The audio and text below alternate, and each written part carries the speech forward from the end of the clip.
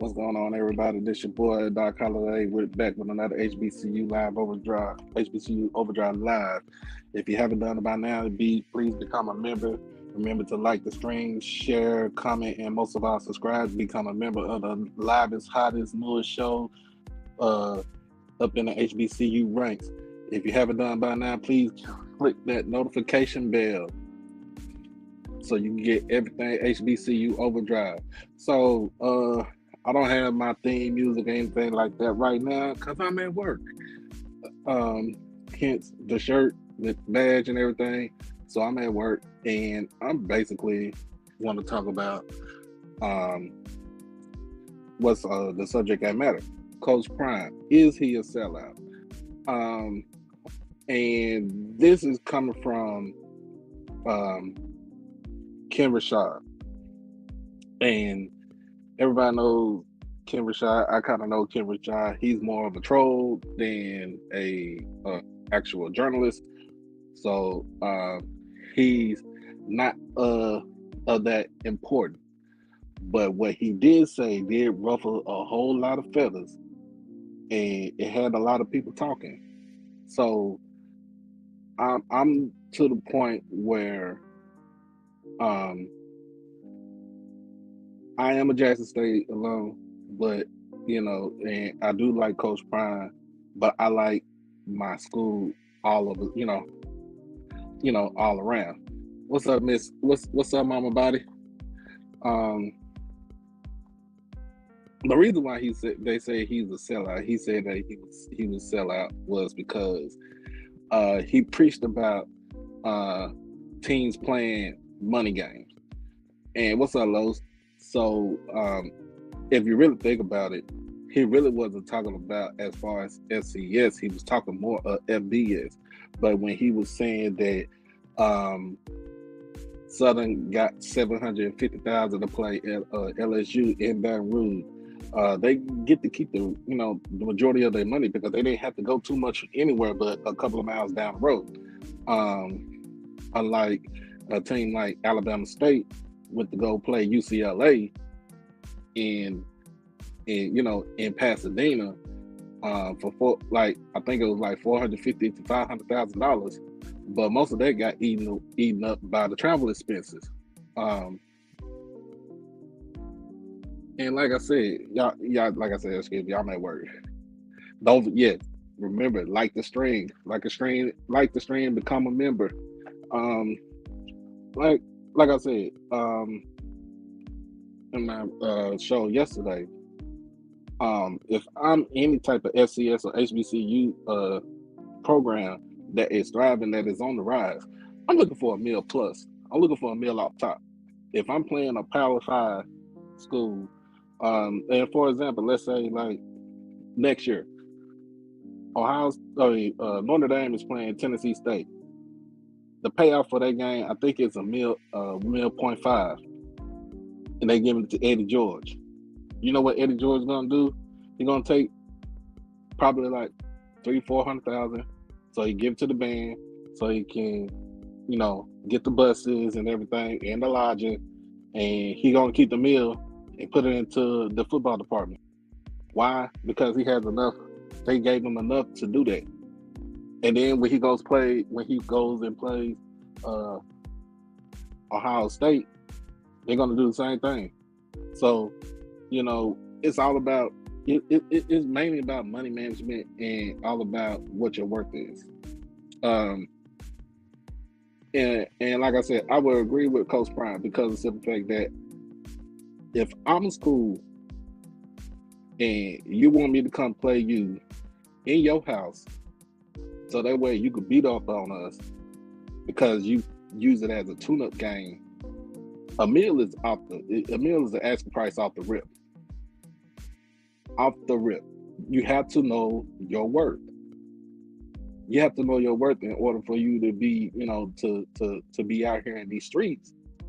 And it's just like I said yesterday, if you really want to talk about it, like, do it like what Frank Lucas said in American Gangster.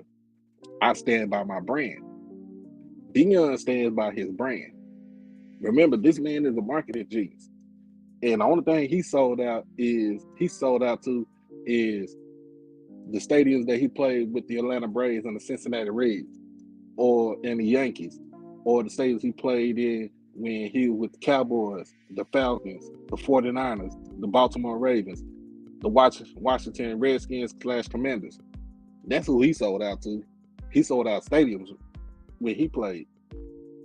I wouldn't even call him no sellout, because he goes back into the community and does what he does.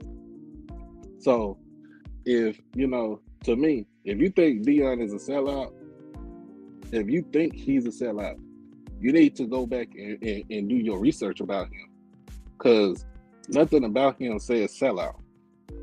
Nothing about him says he's cooning for money. Nothing about him says anything about that. And remember, Coach Prime, this is the same Ken Rashad that Coach Prime dismissed in an actual coaches meeting because he called him by his first name. You're not on a first name basis with that man. You're not. And you're supposed to be a journalist. It don't make no sense. You're supposed to be a journalist. And you know better than to call anybody by their first name. I don't even call anybody by their first name. I won't even call Miss Body by her first name unless she wants me to. Unless she says, yes, baby, you can call me by my first name. But I just know that out of respect, that I'm not gonna do that. I always call her Miss Body, or I'm gonna call her Mama Body, because why? She's a mother. You know what I'm saying? They call me Doc. Don't too many people know my real name like that. But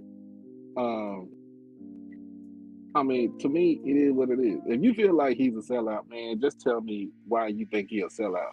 Or if you think he is the biggest advocate for HBCU sports, football as a whole,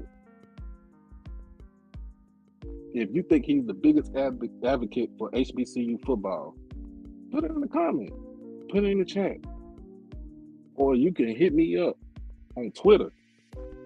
And like I said, this is going out on all three platforms of my platforms: YouTube, Facebook, and Twitter. So you can catch all three if you want to. If you miss it right here, you can catch all three on either one. So,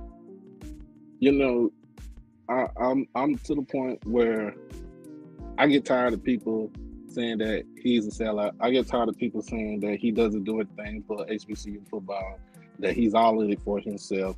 He's this, that, and the third. He's going to leave Jackson State. He's not going to come back, not going to give a carry, anything like that. That's just hearsay. You're talking out the side of your neck. No pun intended. But you're talking at the side of your neck. So my whole thing is, he's telling the truth. We have to know our worth. When I came into this realm right here, did I know my worth at first? Not really, because at first I was doing this just to be doing it. But now I know my worth, and I know what I stand for. And it is what it is. When I'm on this platform, I have a brand.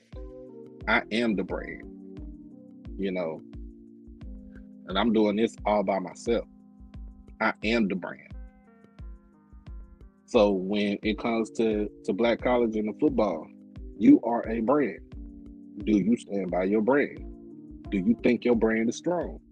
Do you think your brand has any type of value to it? If you do, don't settle for nothing less. Don't sell yourself short. That's all I'm saying. Don't sell yourself short. Know who you are. Know who you are. Know how much you value yourself. Know how much you value your team and your program and your school all together. Most people, if you really think about it, most FBS teams, Power 5 teams, when they schedule us, put us on the schedule, they mostly want to see the band. I'm gonna tell you just like this: band, you got to get the band 500,000 on top of that meal that you giving us, or $1.5 million that you're giving us. You got it, because the band is the ambassador of the school. With all the performing and all the places that they go to, they are the ambassadors of the school. Like, for instance, for example, okay, and you're right. Every player in the league don't get paid the same, but still you still know your worth, and you're gonna bust your butt to get to put your brand on top. That's all I'm saying. Just put your brand on top. Work to put your brand on top. You know what I'm saying? Jackson State doing it. Eddie George at Tennessee State doing it. Hugh Jackson over at Grambling is doing it, and that's blue blood. Tennessee State is a blue blood. Jackson State is a blue blood. Eric Dooley down there at Southern, he doing it. That's a blue blood in HBCU football. You know what I'm saying? So, like,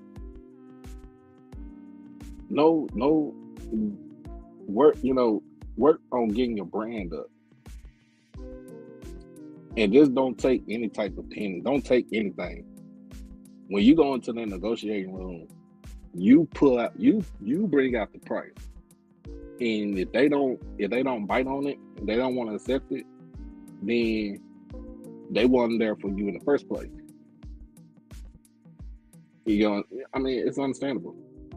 It's understandable. There's other ways to skin a cat. There's other ways to skin a cat. But if you don't understand your brand, if you don't understand the brand, if you don't value your brand, then you devaluing yourself. So it is what it is. But I had to do this today while I'm here at work, because I know when I get home from work, I'm gonna be dig dog tired. So again, hey Sean, hey, folks is crazy. Folks is crazy. They think he's not a sellout. Like I said, he sold out stadiums in football and baseball. That don't mean he'll sell out. He sold out. He's been selling out the vet since last year. That don't mean he'll sell out. He sold out.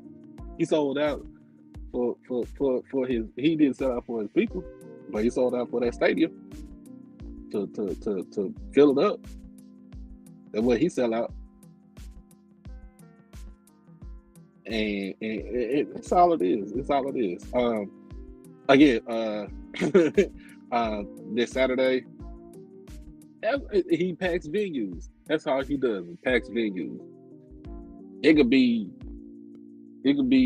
a basketball arena. You don't think he gonna pack that out? It could be a tennis court. He'll pack that out. It could be a water polo event. He'll pack it out. If he there, he gonna pack it out because people want to see him. People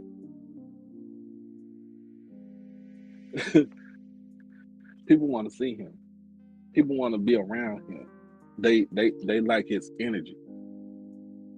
If I get a chance, if I come back home, if I come to Jackson, I get a chance to even be in his presence, man, I'll be like a kid in the candy store. I'm gonna be real honest with you. And then I'm gonna ask him my tough questions. I'm gonna ask him my questions. That's what most people are like that. Most journalists are like that. You can be giddy for a person that you had a admiration for. This is coming from Ken Rashad. He put it on Twitter, and you have to go to his page and you have to read what he said. And a lot of folks, um, and a lot of people, not even Dion fans, kind of went in on him, and deservedly so, because you got to think about what you put out, man. You have to think about what you put out. And you knew you were gonna put something out like that. In a way, he's a real person, but he's a troll, and he did his job. He put something out. Everybody, we all took the bait. We said what we said. He have not responded back to it. He kind of did his job, but it's neither here or there. It still had to be, in a sense, it still had to be said. It still had to be said. Why, if you're FBS, why pay App State 1.5 if you Texas A&M in order for you to get beat by them? Or why Notre Dame played Marshall 1.2 and you got beat by them? Now you're not gonna be paying these. You're not gonna play these dudes no more. You're not gonna play these teams no more. That hurts your brand. You pay all that money because you feel like you pay them money to them team because you felt like you could beat the brakes off of them. And they came in and said, "F you, we about to kick y'all ass in your house, take your money, and go back to where we came from." And then y'all butt hurt. You get butt hurt, and basically you gonna be like, "Man, we're not gonna play them no more because they beat us." That hurt your brand. That hurt the brand. I mean, Texas A&M. We talking about Texas A&M and Notre Dame. Hell, they ain't been relevant like that in the last 20-some years. So they haven't been relevant like that like 20 years. Especially with Notre Dame, you got Marcus Freeman as your head coach, first black head coach in school history, and then, in fact, when you got beat by another black head coach, for the first time in school history at Marshall, I mean, that was a moment that was monumental right there. And Texas A&M, you spent $20 million on your athletics, on your football recruiting, and you still didn't get it done. You still did not get it done. Don't forget to like the stream, become a member of the livest show, the livest HBCU show. Some of the things I want to get into, I'm still kind of upset about what Coach Manning said as far as when he said he only gets paid to win SWAC games. If I'm a player, I would even put that maroon and white on no more. I'll be going into the transfer portal. Like, for real. You play to win the game. You coach to win the game. You coach to get these players to the next level.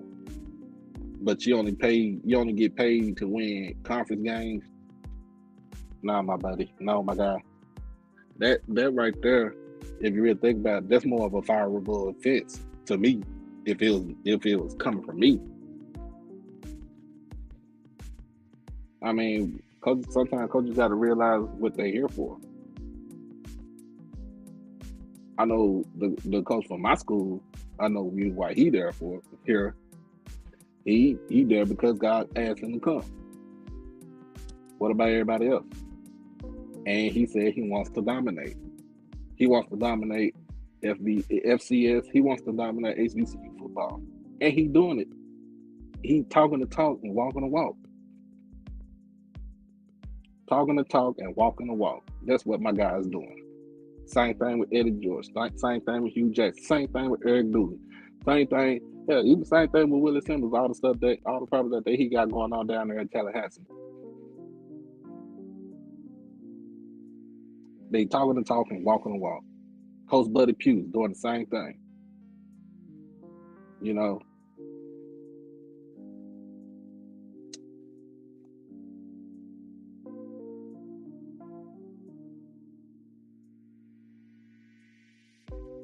Yeah, as they should. Some folks are just a disgrace, and I wish their color could be snatched off their body like a t-shirt. I know that's harsh, but it's it just pissed you off. I understand. I understand. You have the way to feel like that. You have a way to feel like that. Like, to me, that's cooning. It's like what my boy Ken Clark said. He an Uncle Ruckus. He an Uncle Ruckus. He just don't know that his skin is black. He thinking white, but he just don't know his skin is black. But I'm about to get up off of here for a little bit for now. I might go live tonight and we could talk about. I'm not agreeing with the troll. I'm not in agreement with the troll. I am not in agreement with that guy. And in fact, he's one of my frat brothers, Alpha Phi Omega. He's from Grambling, and it's crazy because you even you discount your own school. I'm not gonna. We've already a lot of us in our fraternity already had kind of harsh words with him, so he's more of a minute. And Coach Man's statement was ridiculous. It's so ridiculous that, man, like if I'm one of those kids, like I can't be with you, I can't be in your program because you don't value your program like that. Talking about Ken Rashad. Talking about Ken Rashad, Sean. Yeah, he a troll. I don't, like I said, I don't agree with what he said. I'm in disagreement with what he said. And like I said, if I have time when I get home, I might go live tonight, or I'll just keep my same schedule up for tomorrow, which will be the week 3 previews. I'm not gonna do anything Friday because the stepson is having a football game in Wichita Falls, so we'll be going to that game, and then Saturday I might be online. I might go live at the Arlington Football Showdown with Southern and Texas Southern. So it all depends on how everything plays out. But remember to like the stream, to comment, to share, and most of all, become a member and subscribe. That's it. But again, I'm Doc Holliday. This is HBCU OverDrive Live with a live stream from my phone. Yes. And where HBCU matters. I am out of this.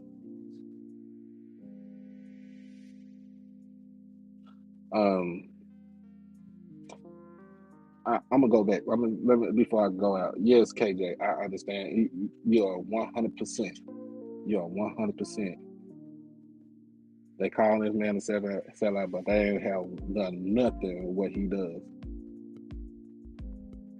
But I will be live tomorrow night, week 3 preview. I might go live tonight. It all depends on how I feel. And if you subscribe, become a member, you'll hit that notification bell. You'll know when I'm going live and everything. So again, like I said, I am Doc Holliday. This is HBCU OverDrive Live, where HBCUs matter. And I'm out. Peace.